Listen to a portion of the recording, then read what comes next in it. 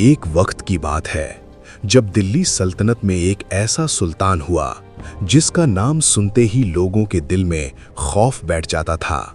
लेकिन उसकी कहानी एक सुल्तान की नहीं बल्कि एक गुलाम की कहानी थी। ये कहानी है गियासुद्दीन बलबन की। बलबन का जन्म तुर्किस्तान में हुआ था, लेकिन उसकी किस्मत ने उसके साथ बचपन में ही धोखा कर दिया।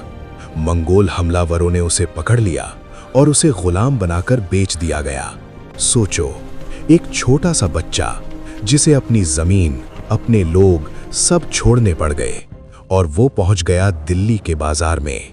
वही दिल्ली जहां उसे खरीदते हैं सुल्तान इल्तुतमिश। यहीं से शुरू होती है एक गुलाम की असली कहानी। बलबन धीरे धीरे अपनी मेहनत, हिम्मत और तेज दिमाग से सबका भरोसा जीत लेता है। वो सिर्फ एक सिपाही नहीं रहता बल्कि सुल्तान के सबसे करीबी लोगों में शामिल हो जाता है।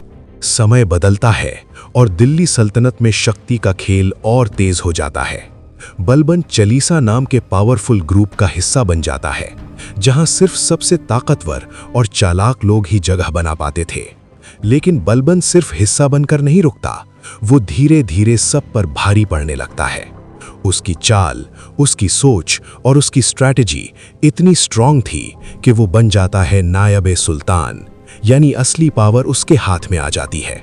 और फिर वो दिन भी आता है जब 1266 में बलबन खुद दिल्ली के तख्त पर बैठता है। अब वो सिर्फ एक गुलाम नहीं बल्कि हिंदुस्तान का सुल्तान बन चुका होता है। लेकिन बलबन का रूल बाकी सुल्तानों जैसा नहीं था।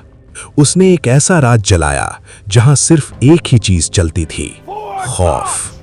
उसने ब्लड एंड आयरन की पॉलिसी अपनाई, जिसका मतलब था कि जो भी उसके खिलाफ जाएगा उसका अंत तय है। कोई माफी नहीं, कोई रहम नहीं। उसके दरबार में इतना डिसिप्लिन था कि कोई हंस भी नहीं सकता था। लोग उसके सामने आंख उठाकर देखने की हिम्मत नहीं करते थे। उसने चोरों, डाकुओं और बागियों को इतनी सख्ती से खत्म किया कि पूरी दिल्ली में कानून का डर बैठ गया। उसने सल्तनत को मजबूत बनाया, लेकिन इस मजबूती के पीछे एक सख्त और तन्हा इंसान छुपा था। जिंदगी ने उसे सुल्तान तो बना दिया, लेकिन खुशी नहीं दी।